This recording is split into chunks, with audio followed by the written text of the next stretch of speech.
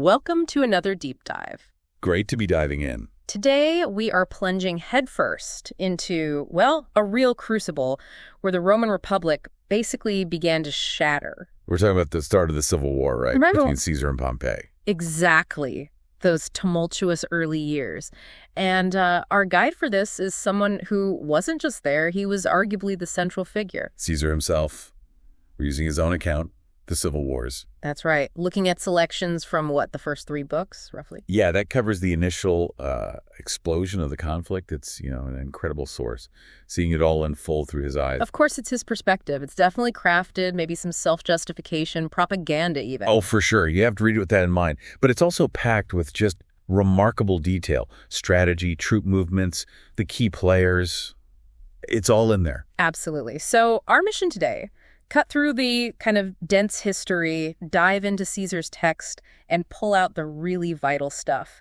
The surprising insights, the crucial details. Yeah. Trying to understand how this political fight just blew up into a world war. By the end of this, you should have a really solid grasp of those initial moves, the big campaigns, that whole first phase, all seen, through Caesar's lens. It's a complicated time, things changing fast, lots of unexpected twists. Caesar's telling helps us see not just what happened, but maybe how he wanted it all remembered. Okay, let's unpack this. So Caesar kicks off his account, and the fuse is basically lit when his dispatch lands in Rome. That's January 49 BC. Yeah, and he paints this picture of just immediate chaos, intense political fighting. He talks about the struggle in the Senate just to even get his message read. Why was it so hard to hear from a top general, a proconsul? Well, it really tells you a lot about the political atmosphere, doesn't it? Yeah. I mean, Caesar's enemies were powerful, really dug in within the Senate. People like Lentulus, one of the consuls, and Scipio, Pompey's father-in-law. Exactly. And Cato, especially Cato. Caesar makes a point of saying Cato was driven by old grudges, personal stuff, not just, high-minded principles. So they didn't want a deal. They wanted a fight. Seems like it. Stopping his message was basically step 1 to shutting down any chance of peace on his terms. And things heat up fast. Yeah. The tribunes step in, M. Antonius, Q. Cassius. These guys are supposed to protect the people's rights, right? Often allies of figures like Caesar. Yeah, they try to use their veto power. It's their constitutional right to block Senate decrees. What were they trying to block? Decrees that would basically declare Caesar an enemy of the state or authorize military action against him while he still legally held command in Gaul. A big deal, that veto. Huge. It's meant to be a check on power. Right. But the Senate majority, pushed by Caesar's enemies and with Pompey's backing, they didn't see it that way. They saw it as obstruction. Right. So they hit back with the big one. Yeah. The summary decree. The senatus consultum ultimum. Very rare, very drastic. The summary decree. Caesar says it was only used in times of, supreme danger. What did it actually do? It essentially declared martial law. Yeah. Told the consuls, make sure the republic comes to no harm. Which means? It pretty much swept aside all the normal rules. Constitutional protections, vetoes, gone. Gave magistrates extraordinary power. And Caesar's take is that this wasn't a real crisis. He argues it was manufactured for political reasons, that this decree, in this situation, was the real violation of the Republic's laws. By them, not by him. And the tribunes, Antonius and Cassius, what happens to them? Well, they see their authority just ignored. And maybe they felt physically threatened under this new decree, so they flee Rome. And head straight to Caesar. Exactly. Which, for Caesar's narrative, is perfect. How so? He uses their flight as justification. Look, he says, the lawful protectors of the people, the tribunes, have been driven out by this illegal Senate faction. They had to flee to me for safety. So crossing the Rubicon, marching on Italy, he frames it as defense. Precisely. Defending his dignity, his rights, the rights of the tribunes. He's the defender of the Constitution, not the rebel breaking it. It's a very carefully built argument. Meanwhile, Pompey steps up as the Senate's main guy against Caesar. Lentulus and Scipio are pushing hard for military action. Yeah, Caesar suggests Scipio was especially keen, maybe because he had those 2 legions Caesar had actually lent to Pompey earlier. Right, and Pompey himself, speaking to the Senate outside the city walls, of course, because he held military command. He projected immense confidence. Caesar says Pompey claimed he had 10 legions ready to go. 10 legions? That sounds overwhelming. What did Caesar have right then? At that moment, near the Rubicon, just the 13th Legion, his main army was still way back in Gaul. So 10 versus 1 looks bad for Caesar. On paper, yeah. But here's the kicker, the big miscalculation according to Caesar. Pompey apparently also told the Senate he knew for a fact Caesar's troops were disloyal. He thought they wouldn't fight for Caesar against the Senate. Yeah, that they couldn't be persuaded to follow him. He completely underestimated the bond Caesar had built with those guys over years in Gaul. Wow. That's a fundamental error. Believing that must have shaped Pompey's whole early strategy. Absolutely, it gave him false confidence. So, based on this, the Senate starts pumping out decrees, massive troop levy all over Italy. Sending guys like Faustus Sulla to key provinces like Mauritania. Right, and opening the state treasury, giving huge sums of money directly to Pompey. And Caesar describes the rollout as pure chaos. Levies everywhere, weapons being seized from towns. Money demanded from municipalities, even from temples. He makes a point about private citizens in Rome suddenly having lictors, those official attendants with the fasces. Symbols of state power, usually only for magistrates. Exactly. Caesar says it was totally unprecedented, contrary to all tradition. And the point he's making. That his enemies were trampling all laws, divine and human, in their panic. It raises that question. How did all this disruption, these violations of norms, hit the average person in Italy? He suggests it caused confusion, maybe alarm, painted the Senate faction as acting outside the law. Which probably helped him. Maybe solidified support among people who saw it as an overreach. So the battle lines are drawn, tribunes flee, Senate decrees war. Caesar turns to his troops. The 13th Legion at Ariminum first. What's his pitch? It's crucial for his story. He lays out all the wrongs done to him, how his enemies plotted, denied his rights, ignored the tribune's vetoes, passed that illegal decree. So he frames it as personal defense. Yes, defending his dignity, his reputation, the honors the Roman people lawfully gave him. And importantly, he links his cause to theirs, defending the tribunes, defending themselves against this faction, trying to strip them of everything. Then he makes peace proposals, says he's willing to compromise. Yeah, he sends terms via an envoy, says Pompey should go to his provinces in Spain, both sides disband their armies, everyone in Italy lay down arms, remove the fear, basically. Was it genuine or just PR? Hard to say for sure. Caesar presents it as totally sincere, contrasts it with his enemy's supposed aggression. Whether real or strategic, it made him look reasonable, willing to talk. Put the pressure on Pompey and the Senate to seem like the ones pushing for war. Exactly. Gave him the moral high ground, at least in his version of events. And Pompey's counteroffer, through messengers, not direct. Much tougher. Caesar must disband his army, leave his provinces by a set date. That's it. And Caesar points out Pompey refused a direct meeting, even though Pompey apparently agreed face-to-face talks were better. Yeah, Caesar emphasizes that. Why refuse to meet? Pride, fear of being out-negotiated, pressure from the war hawks around him. Caesar definitely implies it showed a lack of real interest in peace from Pompey's side. Whatever the reason, that early chance for talks just evaporated. And Caesar didn't waste any time. He launched that incredibly fast initial advance through Italy. Moved with amazing speed, didn't he? Especially starting with just one legion. Sends Antony right away to reach him. Strategic town. With 5 cohorts, half a legion. Then he grabs Ariminum, Pisaurum, Fanum, and Cona, key spots along the coast, often with just a single cohort each. Shows his confidence, right? Securing territory before Pompey's side could react. And he starts levying troops immediately in those areas. Yeah. Building strength as he goes, using local resources. The Aguvium story is interesting here. Shows how local feelings mattered. Right. Curio goes there with 3 cohorts. Thermus is holding it for Pompey with 5. And Thomas just leaves, doesn't even fight. Nope. Because he realized the townspeople were strongly pro-Caesar. Caesar even says Thermus's own soldiers started deserting him on the way out. So Curio walks in, takes Aguvium without a fight. All down to local support. Yeah, a really powerful sign early on that Pompey and the Senate didn't have universal backing in Italy. Caesar's popularity, maybe resentment over the Senate's moves. Yeah. It mattered. So Caesar leans into this strategy, relying on local goodwill, moves on to Oximum. Adius Varus is there, trying to hold it. Varus brought in cohorts, started levying troops in Picenum, He tells just them. trying to make a stand. But the townspeople themselves step up. The local council. Amazingly, yes. The Decurions went straight to Varus and told him, look, we can't act against Caesar. We don't support your cause, and neither does the rest of the region. Wow. That takes guts, telling that to the military commander occupying your town. Absolutely. Varus sees the writing on the wall. He flees. His troops just melt away. And Caesar's response. Thanks the locals, promises he won't forget their loyalty. It shows that dual approach, doesn't it?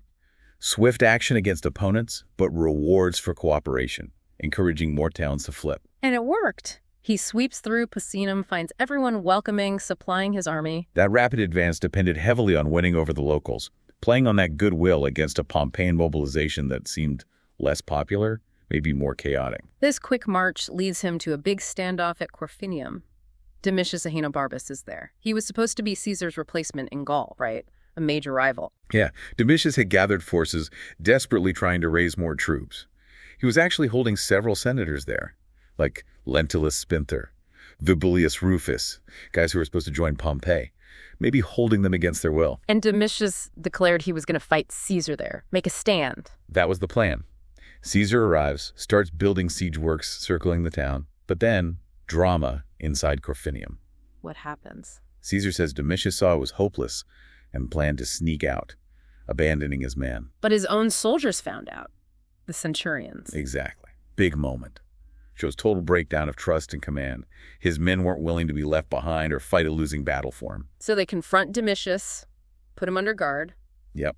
And then they send envoys up onto the walls to talk to Caesar, offer to open the gates, hand Domitius over alive. Okay, so Caesar has them. Strategically, he knows taking the town, getting those troops, is huge. Right. But he makes a really interesting call. He decides not to send his troops rushing in, especially at night.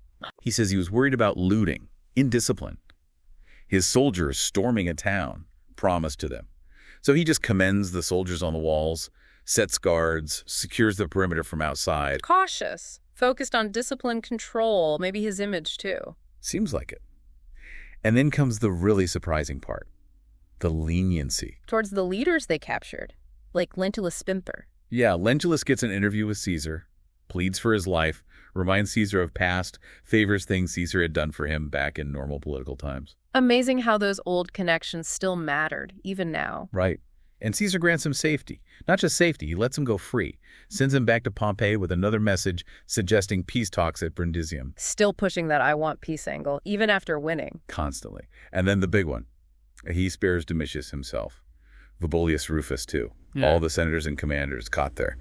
Just lets them walk. Why let your main opponents go? Historians argue about this, right? Oh, yeah. Caesar presents it as mercy, contrasting himself with his cruel enemies. But strategically. Brilliant propaganda. It completely undercut Pompey's story that Caesar was some bloodthirsty monster coming to kill everyone. Showed he could forgive. Maybe encouraged others on Pompey's side to think twice. Maybe switch sides later. Shrewd move. Whatever the mix of reasons. Huge PR win. So Corfinium secured, its troops added to his army. Caesar pushes on towards Brundisium. Pompey's retreating there. Caesar arrives with 6 legions now. 3 veteran ones from Gaul, 3 new ones raised or filled up during the march through Italy.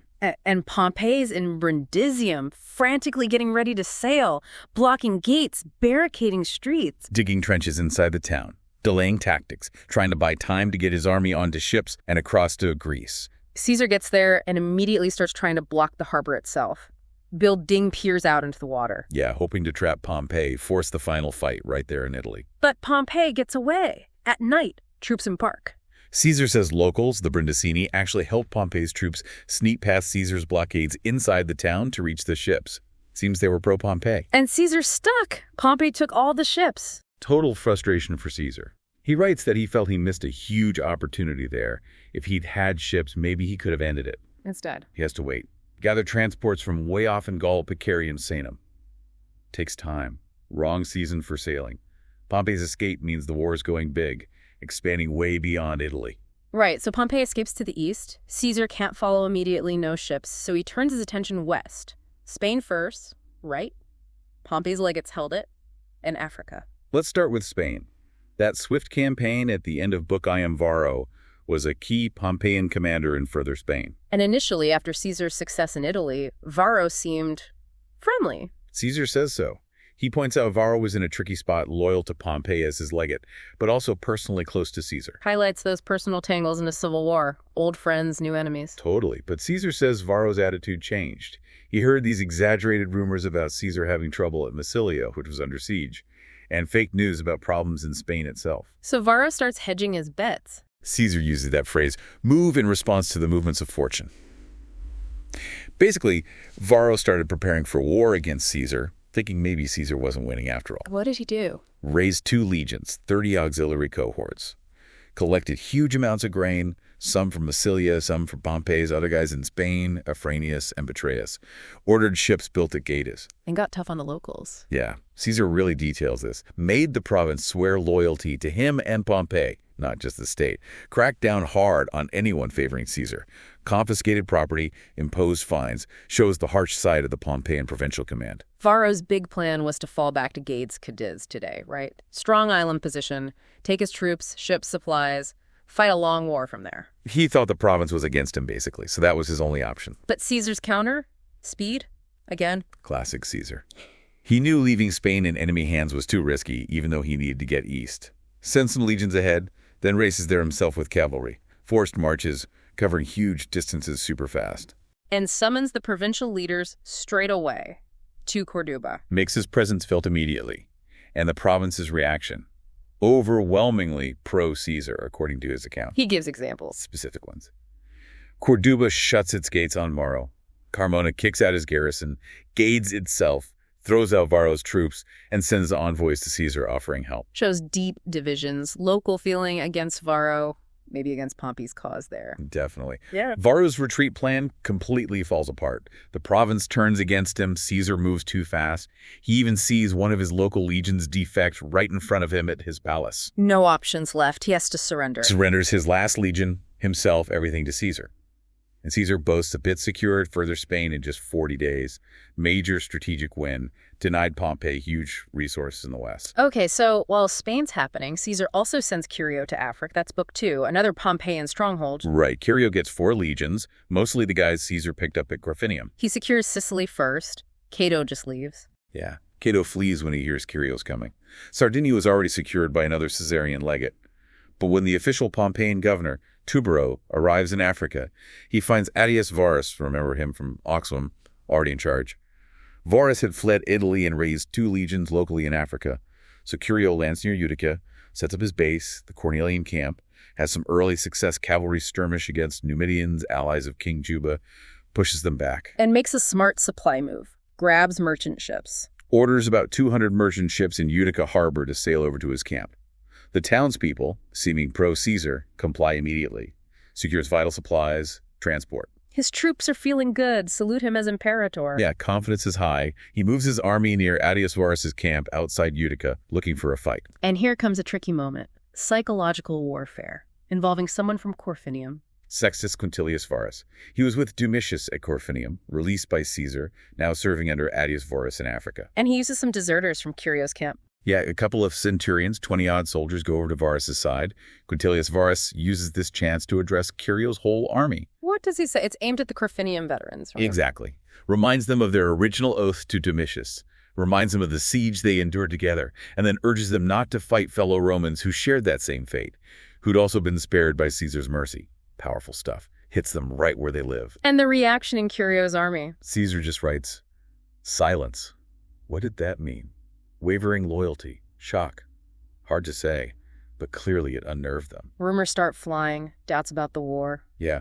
Fears about fighting fellow Romans, worries about these legions being made up of former enemies, maybe resentment about Caesar's rewards being spread thin, even splits between different regional groups in the army. So, internal crisis. Attack Varus now, or retreat and regroup. Curio decides to tackle it head on. Gives a speech. What's his argument? Contrasts their recent wins. Sicily, the naval success, cavalry victories, trapping Varus with the Pompeians' failures. Points out, Quintilius Varus surrendered at Corfinium, they fled Italy. Positions himself and Caesar as winners. Appeals to loyalty, Caesar's trust, promises rewards. Tries to shame and encourage them back into line. And it works, for the moment. Seems so. Morale picks up. Curio decides to engage Varus. Armies line up across a valley, steep slope on Varus's side. Varus sends cavalry down. Curio counters with his cavalry, a couple of infantry cohorts. And Varus's cavalry just breaks immediately, flees back up the hill. Curio's guys pursue hard. Caesar's legate Rebellus urges him on. They're panicked, Curio. Go. Yeah, sees the opportunity. Curio orders the full attack. And amazingly, Varus's whole infantry line just turns and runs for their camp before Curio's main force even hits them. Total panic. Caesar includes that specific detail about Fabius the centurion. Tragic story.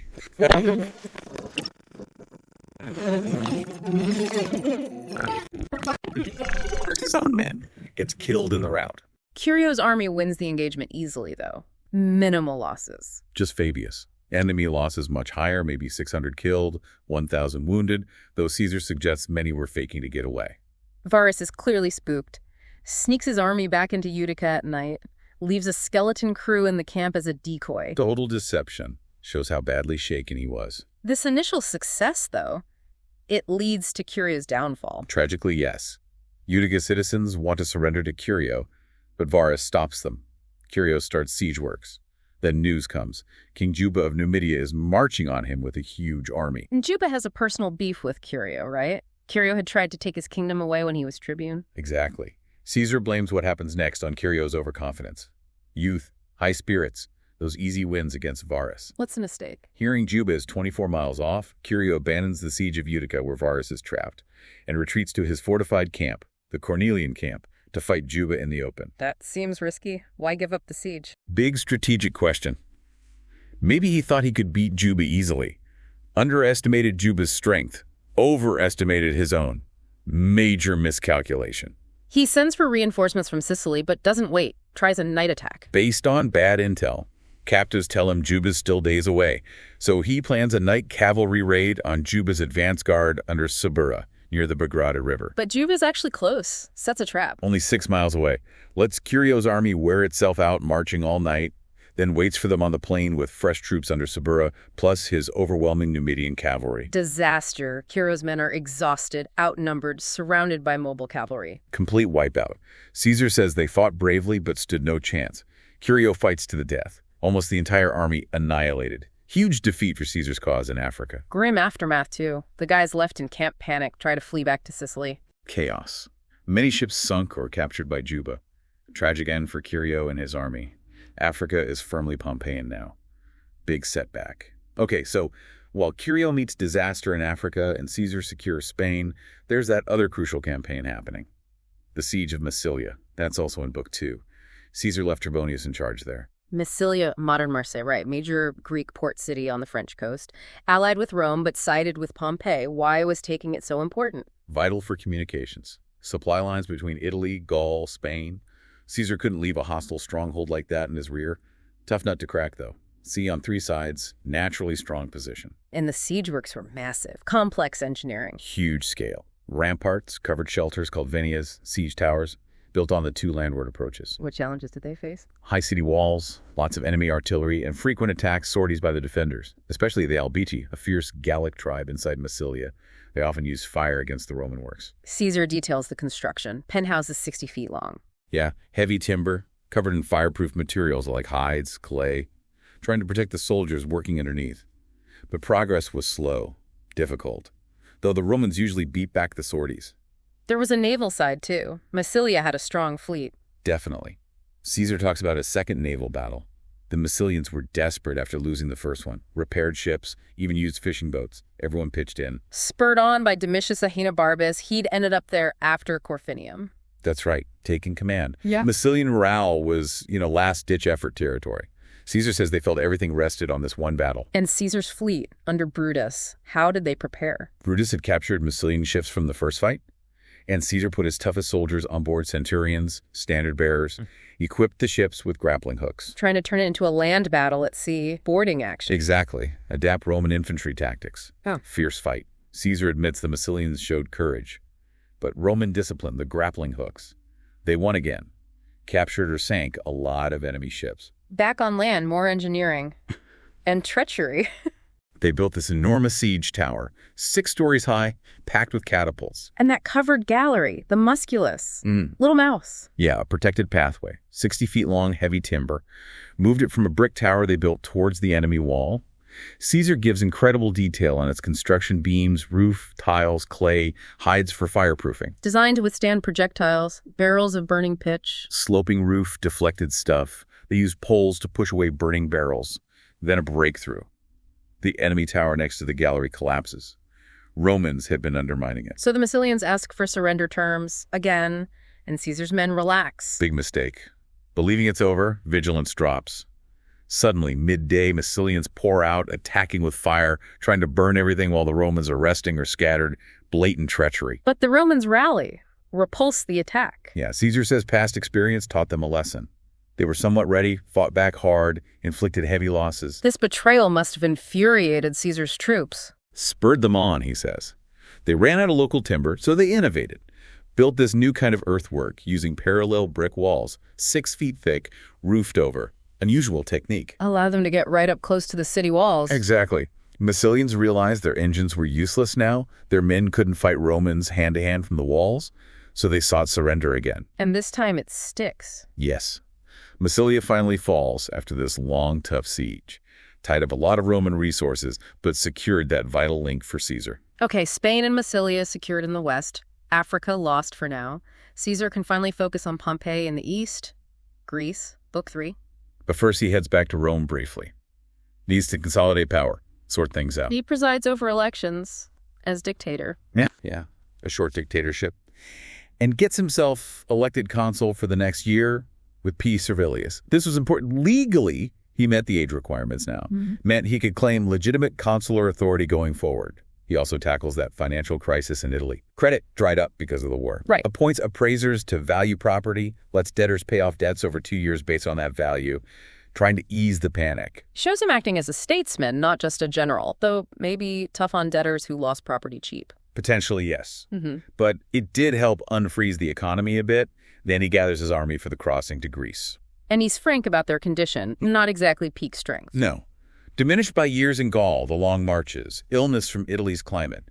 He contrasts it with healthy Gaul and Spain.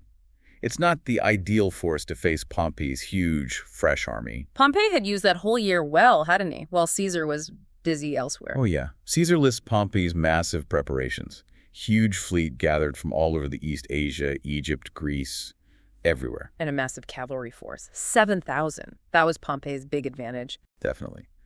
Caesar details where they all came from: Macedonia, Egypt, slaves from his estates, Gauls, Syrians. Diverse, but large. Plus 11 infantry legions, over 45,000 men, tons of auxiliaries. Caesar also comments on Pompey's leadership style by then. Stern, maybe arrogant. Cruel, not taking advice, running the show alone. That's Caesar's portrayal. Pompey's main camp was at Beroe in Macedonia. So, facing this massive force, overwhelming navy, Caesar attempts the crossing to Greece in winter, with hardly any ships. Incredibly daring. Limited transports, only 12 warships for escort against Pompey's hundreds. And Pompey's fleet under Bibulus is supposed to be blockading the Adriatic. Supposedly. Yet Caesar gets across in early January, doesn't lose a single ship. How? Luck. Weather. Bad blockading by Bibulus. Caesar doesn't really say, does he? Leaves it a bit ambiguous, but Pompey's reaction, furious, executes ship captains he blames for letting Caesar slip through. Shows his harshness. Bibulus then clamps down hard, super strict blockade of the coast where Caesar landed, trying to stop reinforcements. Absolutely. From Sazan to Curicum, desperate to isolate Caesar. And Caesar's first move on landing, send the few ships he has straight back for the rest of the army. Immediately. Knew he needed his full strength, fast. Another attempt at peace talks, through Vibullius Rufus, the guy Caesar let go at Corfinium. Vibullius reaches Pompey, tells him Caesar's landed. Conveys Caesar's standard peace terms: disband armies, let Senate and people decide. Pompey's response? Still no. Even blunter this time, according to Caesar. Interrupts Vibullius, asks what's the point of life or citizenship if you receive it as a gift from Caesar? Reveals his core motivation, right?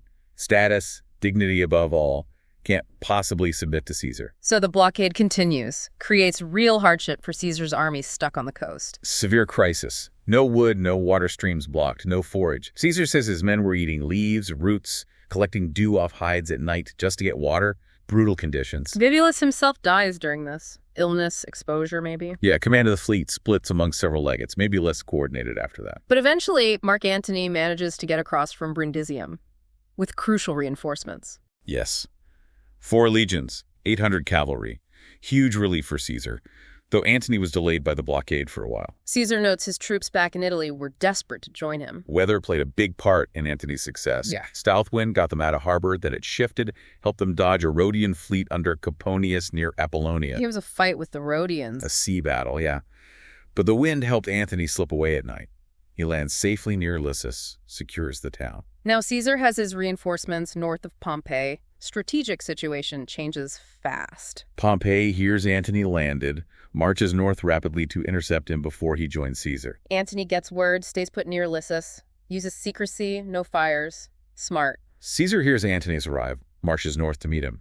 Pompey learns Caesar's coming up from the south, has to abandon his intercept attempt to avoid getting trapped between them. So Pompey falls back towards Dyrrhachium. Or marches fast to Asparagum, near Dyrrhachium, sets up camp at a strong position near the coast.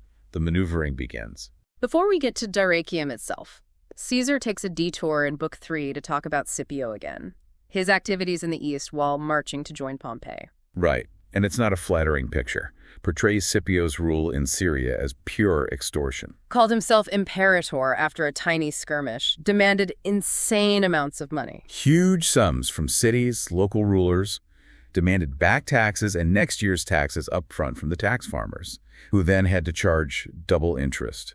Really paints a picture of the province's suffering under the Pompeian cause. And Scipio raised troops but ignored the Parthians, Rome's big enemy in the east. Exactly. Caesar implies Scipio prioritized the civil war, the money grab, over Rome's actual security. Says the province groaned under his cruelty, arbitrary judgments, all the officials bleeding it dry. Pompey summons Scipio urgently to Macedonia. Scipio finally abandons his fundraising in Asia. Yeah, even tried to raid the temple at Ephesus for cash, Caesar says, but had to leave too quickly.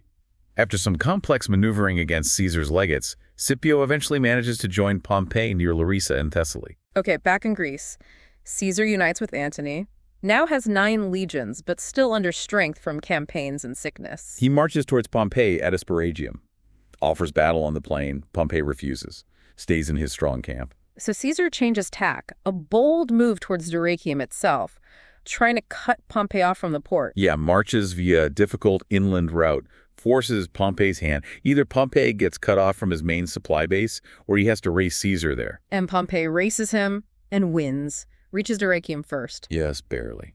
Sets up camp on a hill called Petra, near Dyrrhachium, still connected to the sea and the harbor. Great defensive spot. And this is where Caesar starts the siege of Dyrrhachium, but it's unique. He's besieging Pompey's army camp, not the town. Exactly. Starts building this massive line of fortifications, ramparts, forts, ditches, completely encircling Pompey's position. Eventually stretches, 17 miles? Unprecedented. Why? What was he trying to achieve? 2 main things, Caesar says. 1, secure his own supplies. He desperately needed forage, and Pompey's bigger cavalry dominated the open ground. Enclosing a huge area, let Caesar forage safely inside his lines. And the second reason? Psychological. Huge. Undermine Pompey's reputation. Spread the word. Pompey the Great is trapped, besieged by Caesar, doesn't dare fight, damage his prestige across the Roman world. Pompey's response: build his own line of forts inside Caesar's. Yeah, counter-fortifications. Creates this incredibly complex network, constant fighting between the lines. Hardship on both sides must have been immense. Pompey's cavalry starved. Critical forage shortage inside the lines, eating leaves, roots, killing horses. Pompey's main advantage neutralized. But Caesar's men suffered too. Cramped conditions, digging constantly, lack of water. Terrible conditions. Bad water, stench of corpses, constant toil. Eating roots, like Charot, Caesar calls it, collecting dew.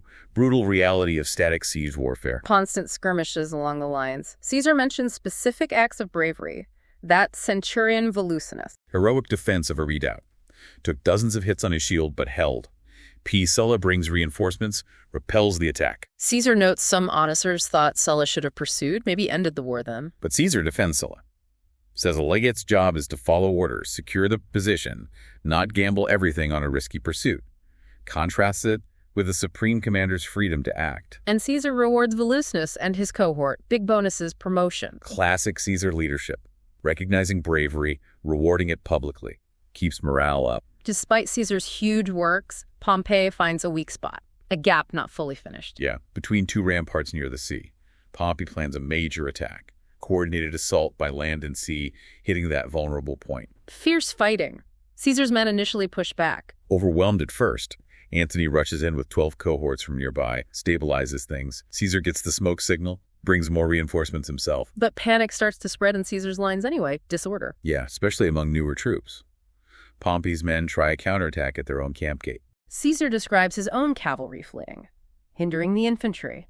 Widespread flight. Total chaos for a bit. Caesar says he personally tried to stop them, grabbing soldiers, standards. but they just ran past him in terror. Raw panic. Breakdown of discipline. This is the defeat at Dyrrhachium, a real setback for Caesar. Absolutely. Caesar claims the only reason his army wasn't totally destroyed was Pompey hesitated, feared an ambush, didn't pursue hard enough. Critical moment, maybe save Caesar. Caesar admits his losses. Nearly 1,000 men, many standards gone. Clear defeat. And the Pompeians. Huge celebration. Overconfidence kicks in. Reports fly around. The world war's over. Pompey won. Based on this one fight. Shows the power of propaganda. Dyrrhachium forces Caesar to rethink everything, right? The siege strategy failed, resulted in defeat. He admits it, addresses his troops, tells them not to lose heart over one setback after so many wins. Crucial leadership moment, restoring morale. Then he abandons the siege lines completely, gathers his army. New plan needed. Why the shift? Troops shaken, yes, but also the siege was costly, wasn't decisive.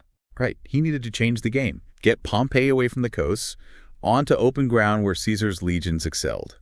Force a pitched battle on his terms. So he marches south, into Sicily, moves his baggage secretly at night.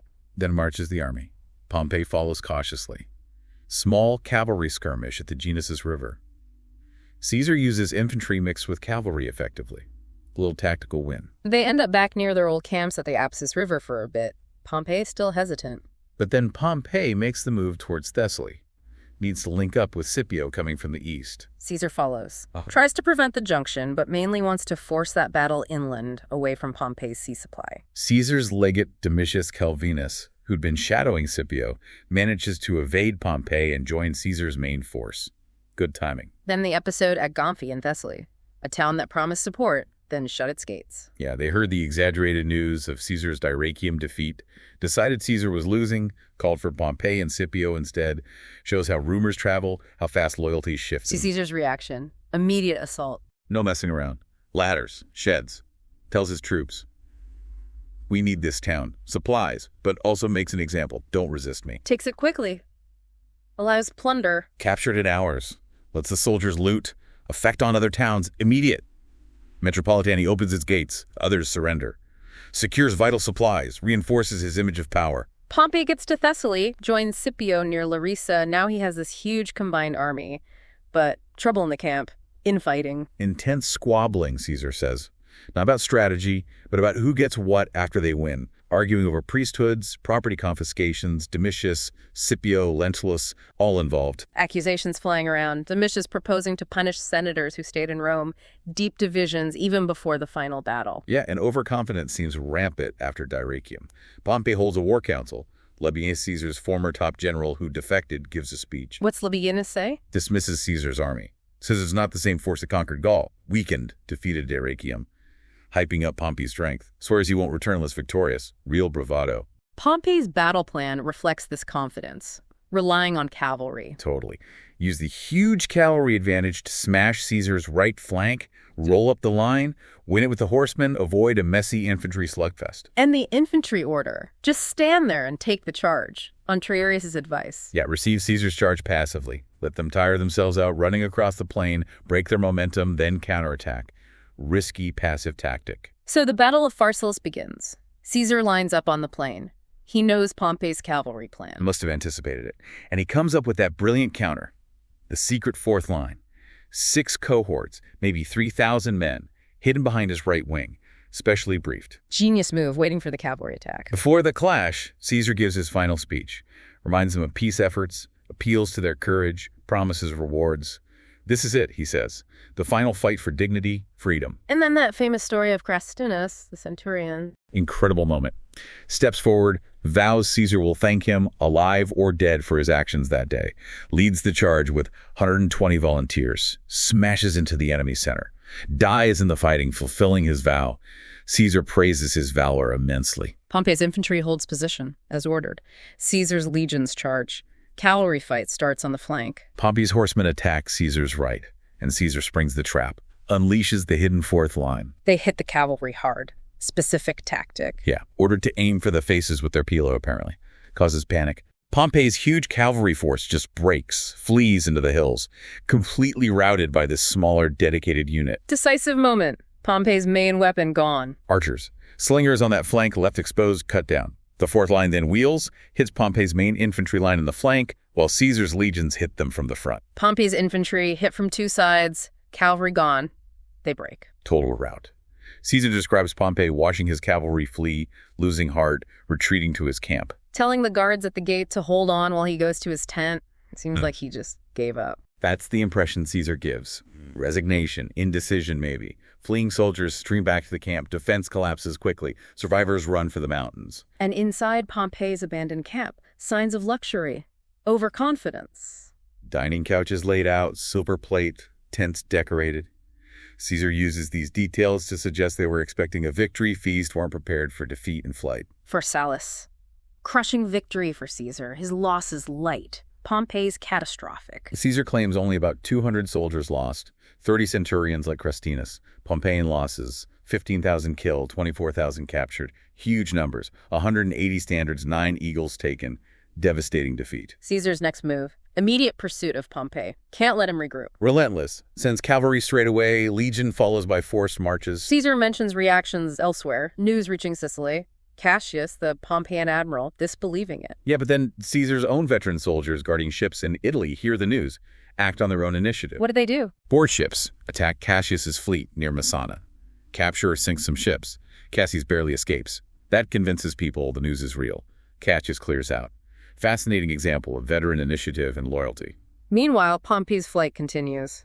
Eastward, Mytilene collects his wife Cornelia. Then here's Caesar's closing in. Abandons plans for Syria. Scrapes together some cash, maybe 2,000 men from households, merchants. Decides to head for Egypt. Reaches Pelusium. Meets the boy king, Ptolemais XIII, and his advisors, Pothinus, Achilles. And those advisors face a choice. Help Pompey or... Curry favor with the winner, Caesar. They decide to kill Pompey. Cold-blooded political calculation. Pompey's assassinated right as he lands by Septimius, a Roman officer who'd served under him. Tragic, brutal end for Pompey the Great. Caesar also includes those stories of divine signs, omens favoring him on the day of Pharsalus. Victory statue turning at Elis, army sounds at Antioch, drums at Pergamum, palm tree growing near his statue. Yeah. Why include those? Adds a layer of destiny, divine approval for his victory. Exactly. Integrates fate into the narrative. Legitimizes his cause in Roman eyes. Suggests the gods were on his side. Powerful stuff for the time. So Caesar follows Pompey to Egypt, arriving in Alexandria just after the murder. Lands with very few troops. Only about 300 to 200 men. Came on Rhodian warships. Caesar says he was trusting his fame, the reputation of his victory.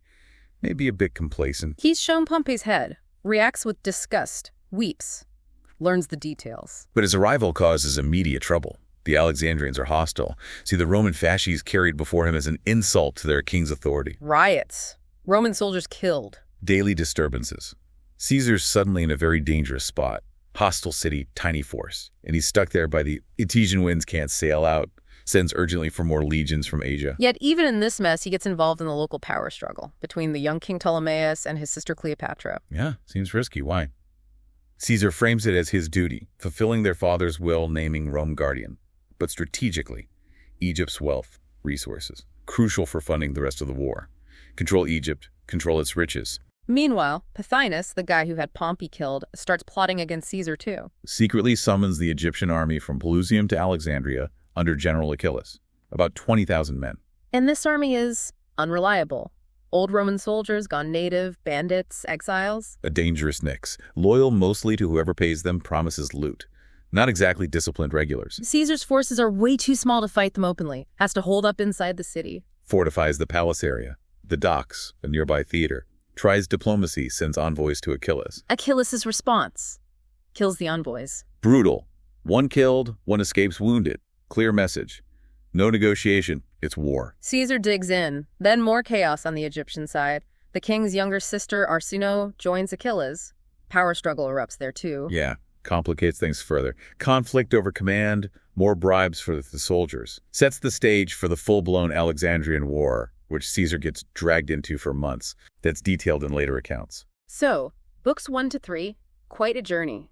From the political breakdown in Rome to lightning campaigns, sieges, disaster in Africa, victory at Pharsalus, Pompey's death, and Caesar stuck in Alexandria. It's an incredible sweep.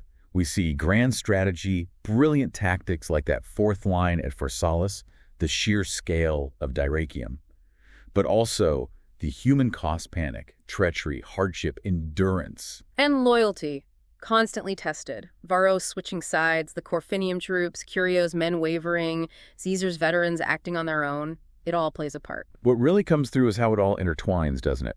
Personal ambition, politics, military genius, calculated mercy like at Corfinium, sheer luck sometimes, maybe even perceived fate, all shaping these huge events. And Caesar's account, even with its bias, gives us this unique inside view, not just what happened, but how he saw it, how he wanted it understood, the why from his perspective. A really rich, deep dive into the start of the conflict. So stepping back, what's the big takeaway here? You look at this period of, well, total crisis, deep division. And you see how much leaders' personalities matter. Their decisions, big strategic ones, but also those seemingly moral choices like Caesar's leniency or Pompey's hesitation, how rumors, perceptions, fortune, it all feeds in. And these things determine the fate of nations, reshape the course of history. It's a dynamic that feels, well, timeless, doesn't it? Echoes down from Rome even today. Definitely gives you a lot to think about. Leadership, loyalty, the messy reality of conflict.